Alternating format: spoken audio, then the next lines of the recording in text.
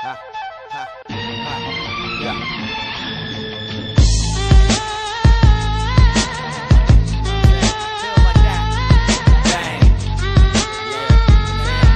going on, everybody? Zach Evnesh here with Eric Cressey, my go-to guy when things are just not feeling right. And we're on with the Strongcast podcast from undergroundstrength.tv. And Eric's website is ericcressey.com. He's got an amazing newsletter. It's really one of the few that I subscribe to because it's just like it keeps making me smarter. And smarter is stronger. Healthier is stronger. So this is awesome. Looks like, are you at your home office or are you at the gym? I'm at the home office. Finding quiet time in the gym's a little tough. Usually some angry music in the background that makes calls like this a little tough to pull off. Doesn't happen. So exactly. Big thanks for spending some time to do this. I know you got a lot of stuff going on. I mean, you recently expanded your gym like a year or 2 years ago. Absolutely, yeah. We doubled our size last August. So it's huge. Been so great. Huge gym. And you're in Connecticut, right? Or no, you're Mass. Mass, yeah. I used to be a Connecticut guy. That's right. You're in Mass. Where are you in Massachusetts? We're in Hudson, which is about 40 minutes west of Boston. So it's kind of halfway between Boston and Connecticut. All right, cool, man. So we've actually been friends for such a long time, and I think back of days, people that I guess would call us OGs are going to remember this. I had this old interview you and I did through email exchanges, and it was when you were with Rugged Mag. Nope. Was that man, that must have been like 03 or 04? It's like a decade old. It was definitely a long time ago. And I remember you and Mike were the first guys that were kind of like coming out with the mobility stuff. And what's interesting is it was like in the beginning, people were just kind of like standoffish to it. They're like, what do we got to do? What is this mobility stuff? Why do we have to be rolling around all over these foam rollers and on the floor? And I think when I was saying to myself, back in the day, people were not as, I guess, like beat up. It's because either they didn't train, or it's almost like when you train the wrong way, it doesn't beat up your body, which is kind of ironic. I want to really ask you this, is that the way we train performance-wise, It makes us better as athletes. It makes us better for life. All these ground-based movements and things like that. But those are kind of like, we do those things and they could take their toll on the body.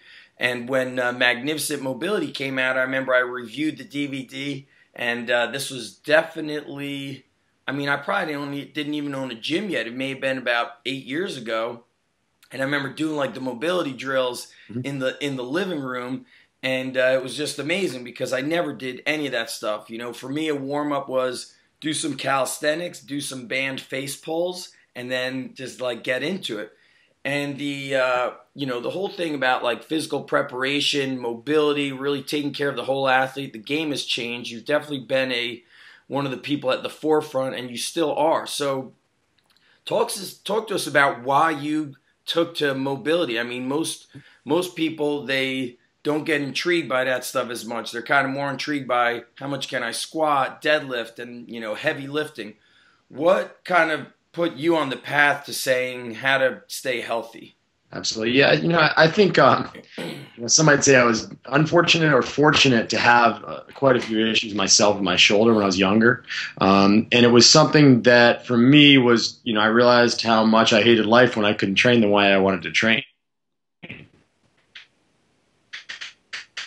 I learned about a lot of these things through everything from just self-study, experimentation, to being around other coaches, things like that, and just realized what they actually could do for me. And in reality, what was interesting is after I'd already had a bout of physical therapy that didn't work, and it made me realize that, hey, maybe there's a lot more out there. So I canceled my surgery. To this day, I haven't had the shoulder done. So, it's kind of a blessing in disguise to have all this pain because, I realized that, hey, there are things that we can do to train at a high level, but, not wind up with that wear and tear. We want to improve quality of life. I never make any mistake about it. I always am sure to emphasize to people that, hey, if you don't run fast, you're not going to play your hamstrings. It's stuff like that. There's a risk reward that's in place with all this. It's just why people who can go out and play catch with their kids in the backyard don't hurt their shoulders, but guys throwing 95 miles an hour in the big leagues do. So I think there is kind of like a cost benefit analysis we have to do. But for me, one thing that opened my eyes a lot was when I started working out at Southside, which is one of the top powerlifting gyms in the world. And I was like the smallest guy in the history of the gym. I think I was the first guy to get on the record board at 165 just because they had never had a 165 before. I just remember showing up to squat with the guys every Sunday morning, and here I was. I think my best squat at the time was a little over 500, and we had guys that were 900-pound squatters that were all lifting the same training group. And every day when I rolled in, it was like, hey, what do I do about this? What do I do about this? It was kind of like I was doing triage every Sunday morning trying to put guys back together who were twice my size.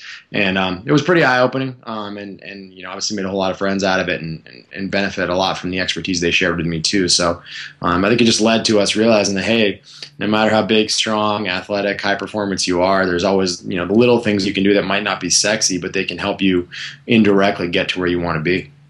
Right. So it's funny because, we were just talking before we started recording. I said, I remember you used to travel to that Southside barbell, and that was that was a well-known place. That was supposedly like a very scary place to go to. And so I wasn't sure that it was still going on, but used to train there. And what happened, with your training and the training those lifters? A lot of power lifters. I know AJ Roberts was here this week, and he said Louis really resisted doing any kind of mobility stuff. Like AJ was going to the gym, always doing all kinds of foam roller work, using the lacrosse ball, using a lot of band work. And he said that Louis just resisted until one day he gave him a lacrosse ball, and he said, just put it on the wall and start rolling on your back and just, start rolling around on your butt and hips. He didn't get it into any detail. He said now Louis is best friends with the lacrosse ball. So awesome. What's a way with people that, it's athletes, it's powerlifters, they want to get into the training. How do you guys, when you're blocking out a training session, how do you incorporate the mobility work? One thing I spoke about with AJ this weekend is that when people go to our gym, and I'm sure it's the same at yours, when he was at Westside or come to my gym, not everybody's doing the same stuff.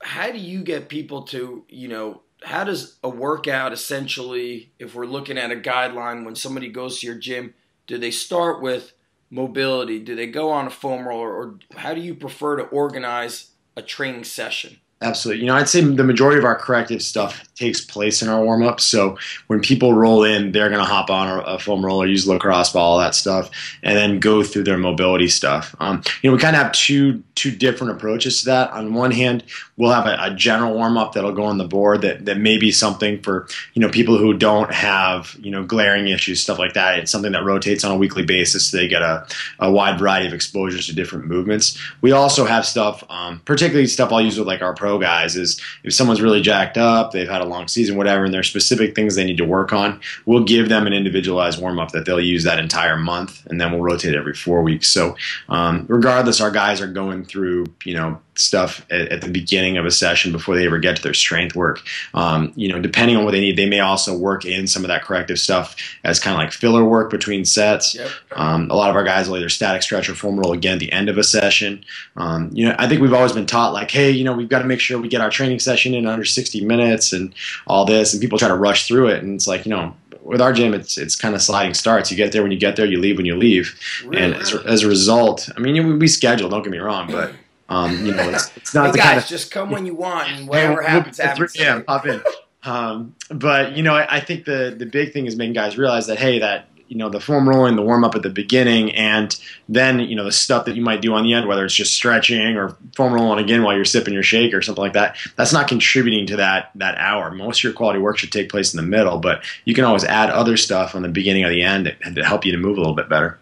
Right. I try to do the same thing. We're really pushing the kids to come in early and get on a lacrosse ball, get on a foam roller, do some mobility work.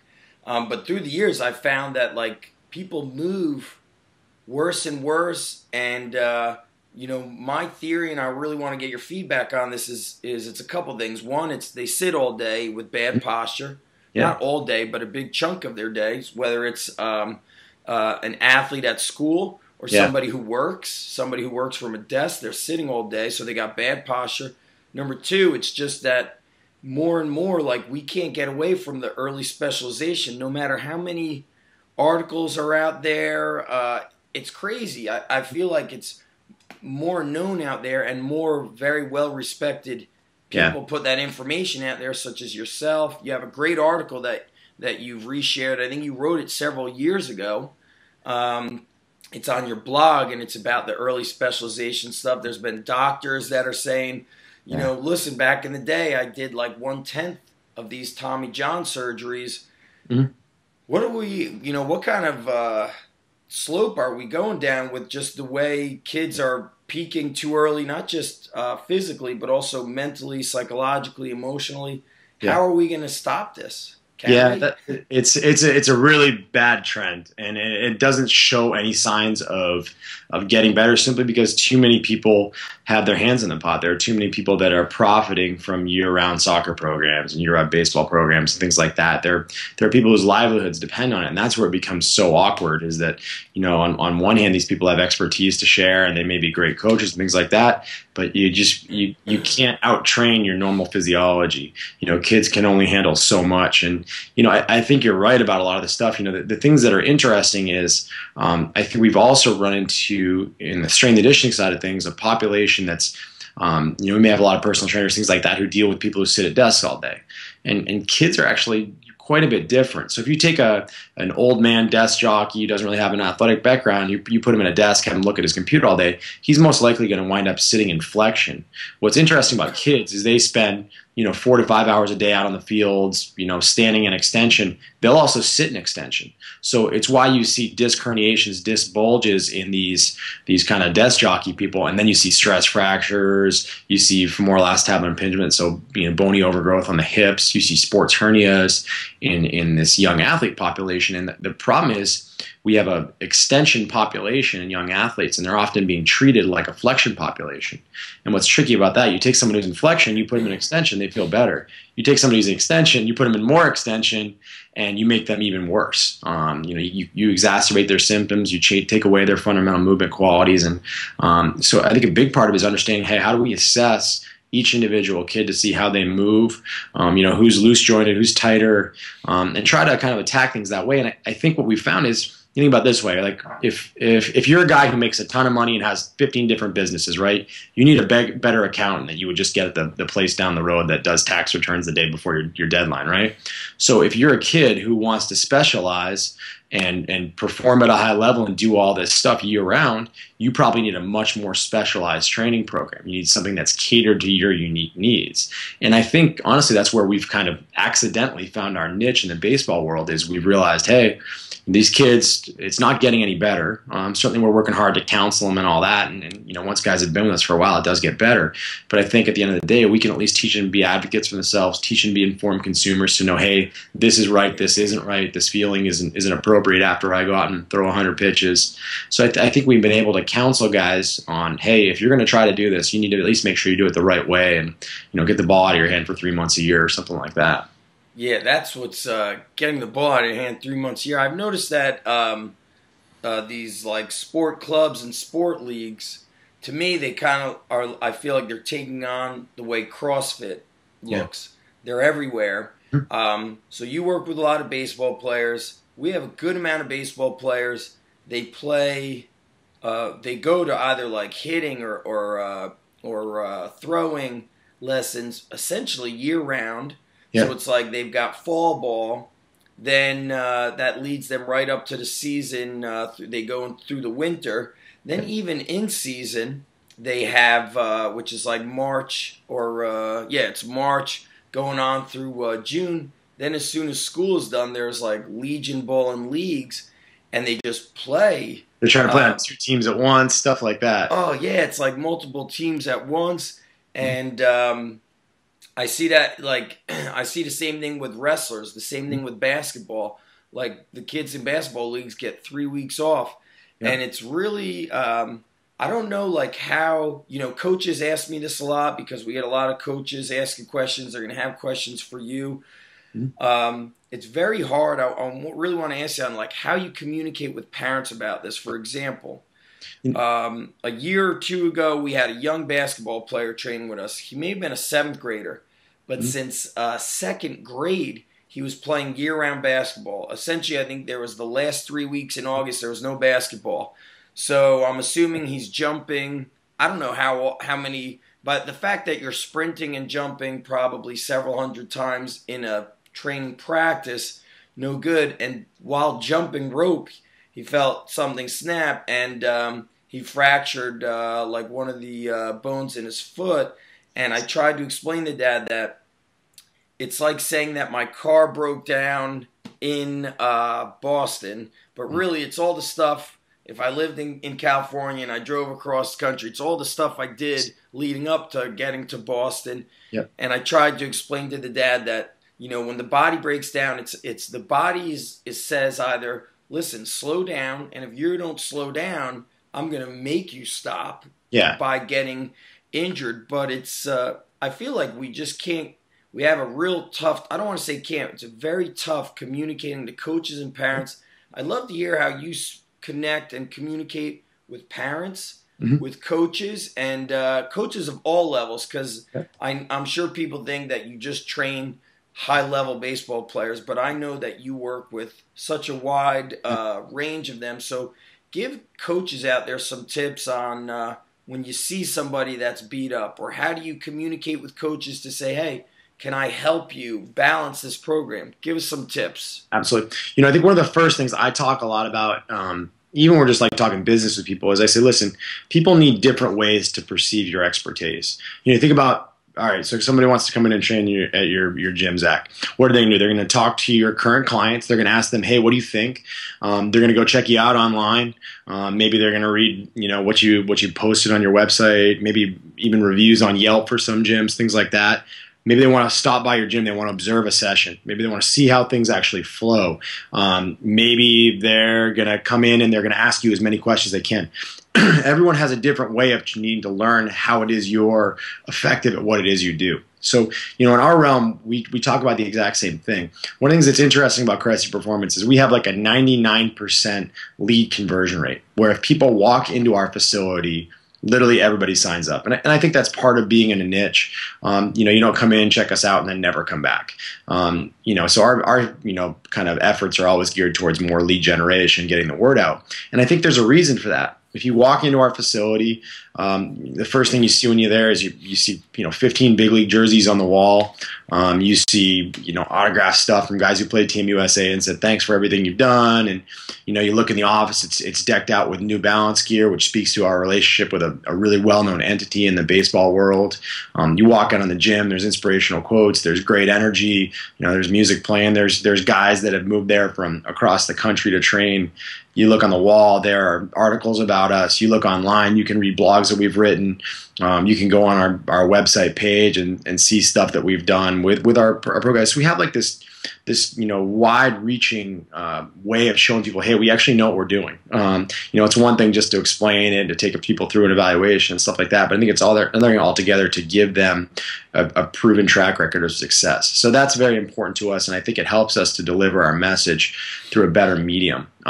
One of my biggest things, to be honest, is I can literally walk across the gym and give a guy an example of, hey, this guy did it the right way. Look at where he is. He's playing professional baseball. I mean, you look this is the perfect example right now. You look behind me. I've got 4 jerseys on my wall. To the far side is Steve Cishek. He's the Marlins closer. Steve did not get a single Division I look out of high school. Grew 6 inches his freshman year at Carson Newman and left 3 years later as a D2 guy, throwing 96, drafted as a 4th rounder. Kevin Youkilis, you didn't get any D1 offers aside from Cincinnati. He was a senior signed by the Red Sox, went to the big leagues a few years later. Tim Collins, no colleges wanted him. He was 5'5", 130 pounds, and he was in the big leagues by the time he was 21 with the Royals. He's the smallest guy in baseball. He's throwing 95 to 97 on a good day.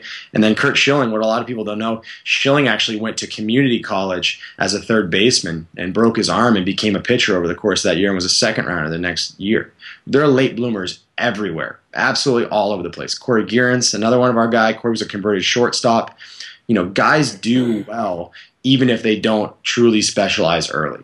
The guys who peter out are the kids who are a foot taller than all their peers when they're 12. They have a crazy little league coach that abuses them. And the analogy I use for all of these kids when I talk about stuff is I say, listen, if I give you a cigarette today, you don't get lung cancer tomorrow. You get lung cancer in 25, 30 years, okay? And throwing a baseball year-round is just like that. You have ligaments in the front of your shoulder. You have ligaments on the inside of your elbow. And as you throw more and more, those guys stretch out. And when they stretch out, you basically become more unstable. Some guys get tighter too, and that's kind of a different conversation. But we'll talk to them and say, hey, listen, if you keep letting those get stretched out, here's who you're going to be. You're going to be Johan Santana, who's had 2 anterior capsule tightening procedures on his shoulder. It takes what we're talking about and it puts it into an existing schema that they have. They're like, holy crap, he was, former Cy Young winner. He makes $20 million a year. I could, be in the same position that he is. His career is over. So you want to kind of put it into that perspective for them. And I think that really, really helps to deliver the message. And then, if you need to, you follow up. You say, hey, look at Dr. Andrews. He's saying that every Tommy John surgery that he does on guys in their early 20s are kids that had calcification from previous injuries on that UCL.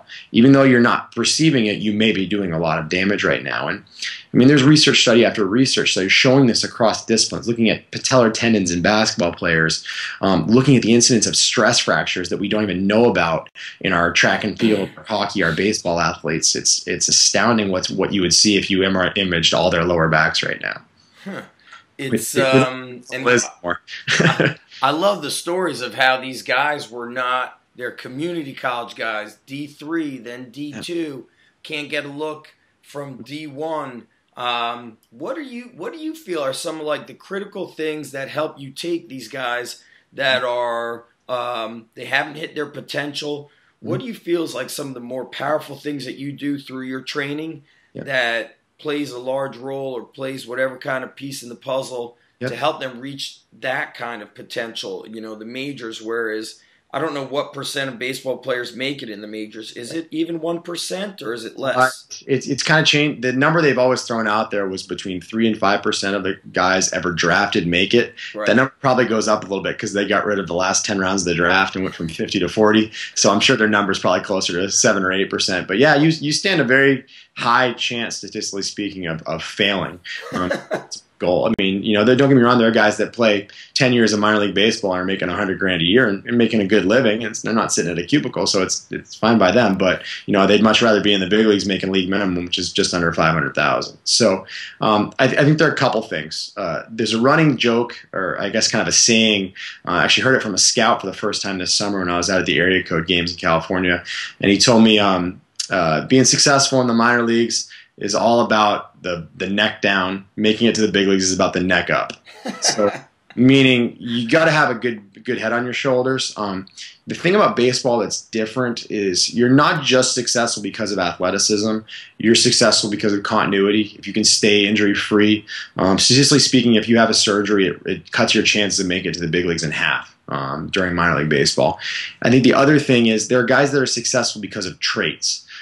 So you look at guys who may have great hand-eye coordination, awesome sports vision, guys who may have a lot of joint laxity that allows them to get to different positions, guys who may have really long fingers who can do special stuff with change-ups, guys who just have feel, for spinning a good breaking ball, all that. If you met Pedro Martinez on the street, you wouldn't think he was going to be an unbelievable athlete, but he's a guy who put up ERAs below 2 multiple times in the big leagues. So I think what actually helps us a little bit, I think, in the context of helping guys get where they need to be is actually our geographic location. Being in Massachusetts, it kind of accidentally puts a little bit of a velvet rope around our business, meaning if you're not serious about training and learning how to do this the right way and respecting the game and really trying to do everything you can in your power to get where you need to be, you're not going to move to Massachusetts in the wintertime when, you could go to Arizona, you could go to California, you could go to Florida. Right. They might go there and, do the country club thing and sit by the pool and get coddled with their fancy, juice bars and stuff like that. Like our guys come when they work hard, and that's very, very important to me. And as a result, we're fortunate to be kind of blessed with a population of athletes that they allow me to leverage my strengths and program what I want to program and do right by them. So what it's actually led to is a lot of our business now is guys who will come for kind of like a 1-week crash course. They'll fly up here. We have big league guys who came from Pennsylvania and from Florida yesterday alone, just to basically say, hey, listen, evaluate me. Tell me how I'm moving. What can I do to get better? And then they go home to their families, and we watch over them from afar over the course of the off season. So it's become kind of a consulting business as much as it is a gym. Interesting. How do you evaluate? I always say like the assessment is every day, whereas I think some of the I don't know like what kind of trainer it would be. Maybe it's a new trainer. Some trainers kind of get stuck, but they might say the only way to do an assessment is through this specific assessment. I like to assess through movement, through the warm-up, through every day, like how they move, not just physically but mentally. Somebody comes to you for a week, you can't really say, you don't have that. So how do you assess them? Through movement, through throwing, hitting, exercises? What do you do? It's a little bit of everything, and I will say that electronics have made life a lot easier. We can do a ton of video-oriented stuff. Like I have guys in Texas who will get a video of their deadlift technique and just text it to me and be like, hey, what do you think? So you can actually get kind of some of that real-time feedback. It's hard to get it like on the fly, obviously, but after a session, they can send it along. I also go out of my way to try to link these guys up, with other people in their neck of the woods if I can. So, stuff like that can make life a little bit easier if you have someone kind of helping them along as they go. So like, we have a couple guys who are lifting at Vanderbilt this offseason, and I know the athletic trainer there well, so he's kind of helping out with it. So things like that are a lot easier. But, to touch on your point that you made, I think you hit the nail on the head almost accidentally, is that a good assessment is what is right for you. It's not what's right for me. An assessment is really just put in place, not just so you can do an assessment, tell somebody everything that's wrong with them, and make them feel bad about themselves, when on the first day you should be about building rapport and establishing a relationship that's going to help you to help them. I use it as an opportunity to educate, and I use it as an opportunity to get the information I need to write a program that's going to help them. Because a lot of the stuff that we do with baseball guys is they may not fundamentally understand how, if you talk to, a power lifter and he says, I just can't squat deep, that's direct feedback that he appreciates. With a baseball player, you're talking about guys that do the same motion thousands and thousands of times and still get into bad patterns. And sometimes it's because their body's fighting them. So they don't even know what right sometimes feels like. So we have to reestablish that, teach them, hey, this is normal posture.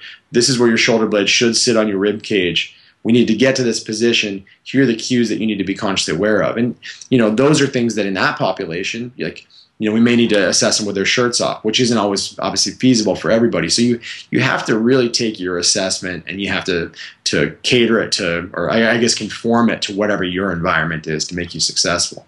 Yeah, I know I've sent you videos of some of our baseball players, all kinds of interesting things. They're have that one strong side, one tight side, things like, and it was just awesome just being able to get your feedback. Shoulder higher, or they try doing ring push-ups and like their whole body it's like pulls out, or they do squats and on the way up one hip kicks out. And to me, I'm like, I just don't know what the hell this is. I always joke with guys, I say, listen, you're a right-handed player living in a right-handed world playing a right-handed dominant sport, and you like to stand in right-handed patterns. So we're going to kind of teach you how to stand a little bit differently. We're not going to do every exercise bilateral. We're going to get you away from that. We're going to do some weird positional breathing drills that are probably going to seem stupid to you, but just trust me on them. So, I think once you build the kind of rapport with people, you can get away with doing some of that stuff over the course of time. They build that trust with you. There's always that big argument of don't do overhead pressing with throwing athletes, be it a baseball player, quarterback, or do you ever do overhead work as far as overhead pressing in the off season with baseball players? We don't do a lot of overhead pressing, but we definitely do a lot of overhead work. So one of the things that you see with throwers over the course of a season is they actually lose what's called scapular upward rotation, which basically means their shoulder blades don't move up enough on their rib cage. So when they get up to this position here and they need to lay their arm back, the shoulder blade's too low and the ball is sitting up too high in the socket. And that's where they can irritate their labrum, their rotator cuff, their biceps tendon. So we do need to train them overhead in order to teach them how to get that upward rotation back. So we do a lot of wall slide variations, things like that in the warm up to basically get them up a little bit more. I like to do a lot of Turkish get-ups early in the off season. We do a lot of bottoms up carries, overhead waiters walks with bottoms up. We don't do a whole lot of pull-ups early in the off season just because I think those lats really pull people down aggressively, even more so. In terms of overhead pressing, we don't actually use really overhead pressing. I do a lot of like landmine pressing with our guys, a lot of push-up variations. I'm probably doing less dumbbell pressing than we ever have before, just because I don't like the idea of having guys stuck down to that bench. I like the idea of being able to get them up and let them freely move. So I think the landmine press is a good bet. And I think one of the things that we played around a little bit more with our position players is starting doing like some bottoms up kettlebell presses, half kneeling, standing, things like that. And I think you definitely can overhead press in those. I'm reluctant to do it with our pitchers just because they tend to have such poor anterior stability that they'll just kind of kick that biceps tendon on and not really get where they need to be. But the other ones seem to work pretty well. Interesting. I know you have a mentorship program. Yeah. Can people ever, like a coach, can a coach ever reach out and say, Eric, can I pay you for, even when you don't have the mentorship, can I pay you to spend a day with you, 2 days with you? Do you do that stuff? We do it all the time, and they don't have to pay me. Really? Yeah, we have guys that come in and observe all the time. We're not secret about our method. I'm a big believer that our synergy is what makes us successful. Having the right people, having the right programming, having the right energy, having the right environment, the right equipment, having a lot of things in one place. So I don't worry about people trying to copy us or anything like that. That's just not the way it is. Our mentorships are more organized educational experiences as opposed to just observation. So. Right. Those are 3-day things, which is a combination of classroom, hands-on, and observations. So we do a lot of video analysis of both throwing and hitting with our guys, and it seems to work out pretty well. Yeah, I found that sometimes when we get guys that want to come observe, they end up like grilling me on marketing and this and business stuff. Now, yeah, you'll get that, and then probably once a year you'll have a guy that just wants to come and complain about his boss. I think we've already hit our quota for that one in 2013, but that's always I'm very good at kind of tactfully excusing myself from conversations, and usually I'm so busy on the floor coaching guys and running around like a chicken with my head cut off that I'm just kind of there and they get to see it flow. Yeah, that's feel like through the years I'm just constantly more and more in love with the coaching of the athletes and getting them better, but and just there's so many people worrying about their website and this and that. Your website is all one thing. Like, it's linked to your online stuff. It's linked to your gym, right? Yeah. I mean, I have ericcressey.com and we have cresseyperformance.com. Okay. Just separates the facility from my personal brand, but I like my life simple, man. You're probably the same way. I can't stand like all the different websites, this, that. I really just prefer to be kind of on the floor. Yeah, I love working with the athletes. I love working with the coaches, and I just love that. I love the consistency. How do you? Let's talk about, maybe we don't have a lot of time. I want to really respect our time together and not take time away from everything you have during the day. What's some powerful business lessons that you've learned? We've been doing this for a long time. You and I feel like started round about the same time. Yeah. And we've had like our evolution of growth. What are some powerful business lessons that you've learned that you'd like to relay to other coaches out there? I think first you want to compliment yourself and not replicate yourself when you hire. So when we first started the business, I was a one-man show. I was swiping all the credit cards, doing all the scheduling, doing all that. And it was chaos. I worked 7 days a week, 13 hours a day, and it was brutal. I had no social life. When I opened up, I was luckily my roommate actually from my first year in college who had stayed in touch with me for a long time, and he'd kind of seen what we were doing firsthand with some of my athletes. He'd always been like, hey, you should do this on your own. I could help you. And it was a great fit. We called him, we opened up. So Pete's been our business director. He handles all the logistics stuff. I get to just focus on training, all that. We also brought Tony in, Tony Gentilcore, because Tony had a heavy background in dealing with adult clients. I knew I was going to be really caught up in training our baseball guys, and that was a niche that was really taking off. So I said, Tony, listen, you need to help out on the adult side of things, and obviously do some of the baseball side of things. So when we brought people in, we brought in Greg Robbins. Greg has a great boot camp background. That's what he did. We brought in Chris Howard. Chris is a massage therapist. He's a nutrition guy. So as we've done this stuff, we've tried to fill holes rather than just hiring because, hey, he's a nice guy. I think he'd be a good fit. You want to bring people in who add unique offerings to what it is you already offer. So I think that's one big one. And what goes with that, it's kind of like 1A, is that you have to be good at delegating. And I sucked at it for a long time. I still don't think I'm good at it. I think I'm mediocre now and getting better, but you can't do everyone else's job for them. You placed your trust in them when you hired them, and as a result, you need to make sure that you trust in their abilities to get their job done. And certainly you have checks and balances there, and if things aren't working out, you got to speak up. But I just try to make sure that we're very proactive with allowing guys to have some autonomy and do their thing. Yeah, I like that a lot. Coaches are big questions they ask are about how to manage their coaches, and they feel like it seems like your guys. I mean, Tony's been with you for a while. Greg is doing some great videos with you a lot of the time. I see a lot of videos from him. He's very well spoken. Do you basically tell coaches, you'll be as successful as you want to be? You guys want to grow the boot camp, you have to market it yourself. Is that how it works, or do you have your director? We heavily incent guys. I mean, obviously they have their compensation, but on top of that, in cases of guys like Greg and with our newest employee Andrew Zomberg, I've helped to kind of mentor them a little bit on growing their online presence and doing some online consulting and things along those lines, so that they have additional revenue streams aside from Cressey Performance. But we always want to incent people to do better. Chris Howard does massage therapy in house, so he makes as much money as he wants to massage. So I think on that side of things, you definitely want to encourage people to not just say, hey, here's your salary, just show up. People don't get motivated by that. They get motivated by feeling they're a part of something bigger, that, hey, I want Chris to know that every extra hour of soft tissue work that he's doing with our guys is helping get a guy closer to the big leagues, or something like that. So I think that's very, very important, that they have a vested interest and almost like a feeling of ownership in the process.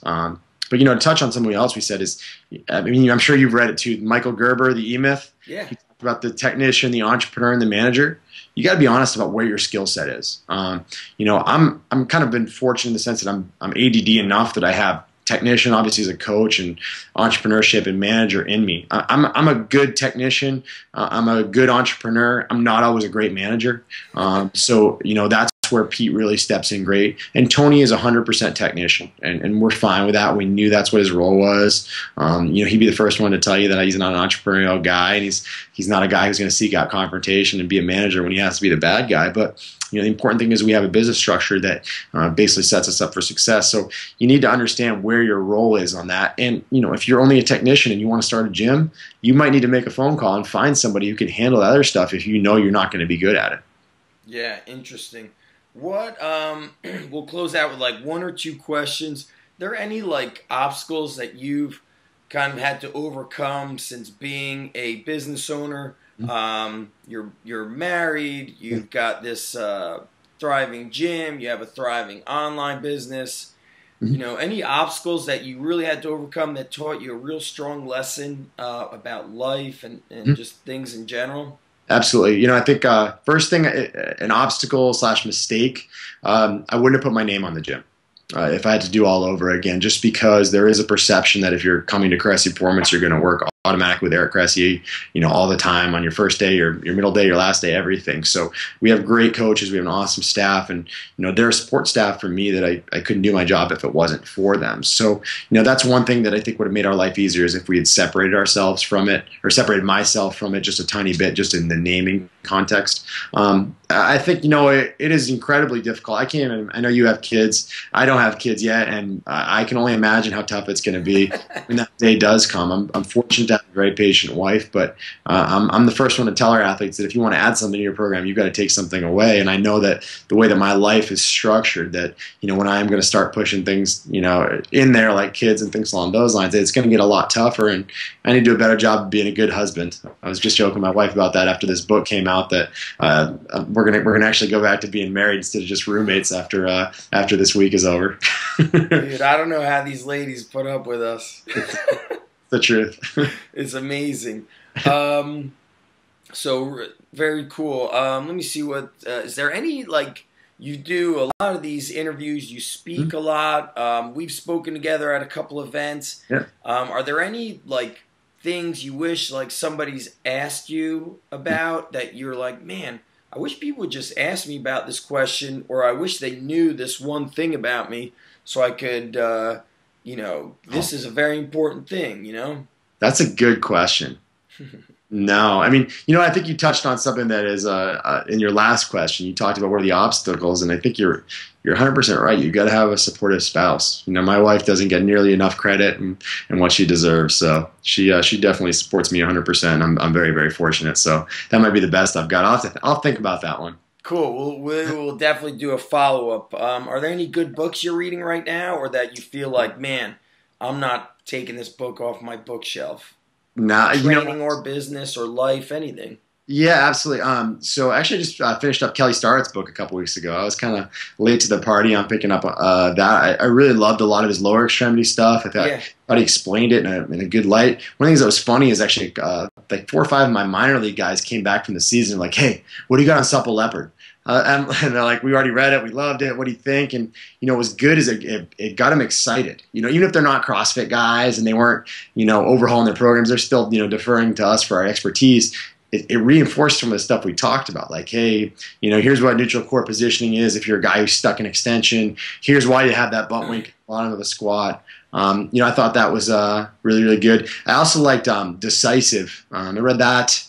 Sure, that back in April, May. But Chip and Dan Heath, they're kind of social behavioral researchers. One's at Stanford, I think one's at Duke. They're brothers. They've written a couple New York Times bestsellers, and they talked about all the different ways to look at decision making, why people make bad decisions, good decisions, and really good book. And I think it was another New York Times bestseller. So it's Decisive. So those are 2 good ones. I think I've heard of those guys, maybe of like another book that they've written, Made to Stick. That's it. Which is another, and Switch. So they talk about getting the ideas accepted and why there are good ideas and bad ones. So I always love their stuff. You literally read it and you think, you immediately apply it to 15 different aspects of your life. It's pretty unbelievable. So I thought that was pretty cool. Right. Awesome. Yeah. What's like coming up next for you? I mean, you're right now in the midst of release a new training course, and it's very much focused on individuality. Yeah. Which I think it's huge. Like this past weekend, AJ Roberts said at Westside Barbell, he goes, nobody's doing the same thing. Like, this guy needs to work on this, so he's over there doing that. He realizes that it doesn't work for him, so Louis won't have him do that stuff. And it's like, people, it's hard to put out a training course when we understand that people need individuality. So maybe just touch upon that real quick, the need for like individualizing. Yeah, absolutely. That was one of my big goals in putting this product out there is I wanted to have an assessment, but I didn't want to have an assessment that would overwhelm people. Yeah. I wanted to kind of hit the big rocks and get the ball rolling. So we talked about some things, obviously you want to be able to have a program that you can adjust to kind of fit your schedule. So that it's lifting 3 days a week or 4 days a week, whatever it is. That's great. But also supplemental conditioning, fat loss, strength gain, athletic performance. What you do to complement your strength training is going to be different in each different entity. So I think that's the first thing. But we talked about what are some easy things that anybody can screen that will have a dramatic impact. And really the 2 biggest ones for me are core positioning, meaning are you extended, are you flexed? That's going to dictate where your spine needs to be for every exercise that you need to do to get to neutral. The other thing to look at is laxity. how loose are your joints? Are you incredibly stiff, or are you, a 15-year-old gymnast who can hyperextend her elbows by 30 degrees? I think those are the two biggest ones that we look at. So we talked about, hey, here are ways to customize the programs for you. So, you realize that, it's not just 4 months of programming. It's 4 months of many, many, many different programs, depending on how you kind of combine them to figure out what's right for you. Yeah, awesome. And I got to really emphasize to people that I've been connecting with you and Mike and Kelly Starrett, but I've known you and Mike really the longest, but I've had some real tough times, and it's so funny. I always send you a video. I always send Eric a video of me like front, side, back, moving, and I say to myself, man, I could only imagine what's going through their head when they look at like how my body's maneuvering. So no, we see it enough. I always joke with people, and I bet you think the same thing. Like, man, I would feel so much better if I always listened to my own advice. There's like that proximity bias thing where we just want to keep doing stupid stuff, even though we would never let one of our athletes do it. So sometimes you have to separate yourself from it. I know. It's Alan Cosgrove really pushed that on me, always saying like, we're coaches and we expect people to invest in us, and if we're coaches and we don't have a coach, he said, then you're an idiot. Yeah. You're an idiot and a hypocrite. It's the truth. It's the truth. So let's just tell people where they could connect with you. Yeah. I really am encouraging, highly recommending and encouraging people to subscribe to your newsletter so they get your blog posts, whether you're a coach or not. I always tell people, I go, even if you're not a coach of others, you are a coach of yourself. It's the art of coaching. That's what training is about. Your body changes, according to the kind of, things you're doing to it. So let's give people best ways to connect with you and learn from you. Yeah, best bets, it's ericcressey.com, ERICCRESSEY.com. And then also our gym is cresseyperformance.com. They can get more info on mentorships and all that stuff there. So we try to make ourselves pretty accessible as best as we can. Excellent. Awesome. And any speaking gigs coming up? Believe it or not, I fly to Seattle tonight. So I'm speaking. We sold out a seminar in Seattle this weekend. So my wife's an optometrist, and it's the national meeting out there. So I piggybacked it on her trip. So we're going to actually go out, and I'll probably be locked down in a hotel room doing some writing and doing some customer support and all that stuff. But yeah. And after that, just mentorships and training baseball players, man. So this seminar sold out. Nobody's going to be able. Okay. When you're away, do you offer people the opportunity to like do a code, like a 1 hour meetup with you, a consultation? Yeah.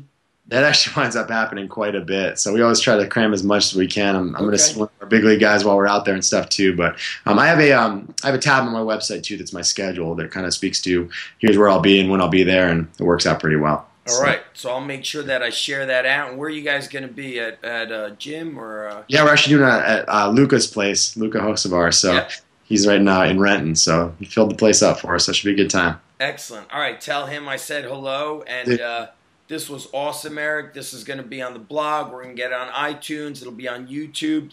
So we'll get it out. And everybody, thanks for listening to the Strongcast podcast, undergroundstrength.tv. And I highly recommend you guys check out my man Eric. He's really saved me through.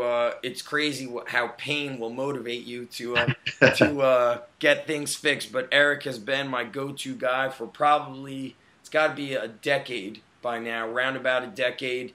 And can't say enough good things about him. This was awesome. Thanks so much, bro. And we'll talk to you later.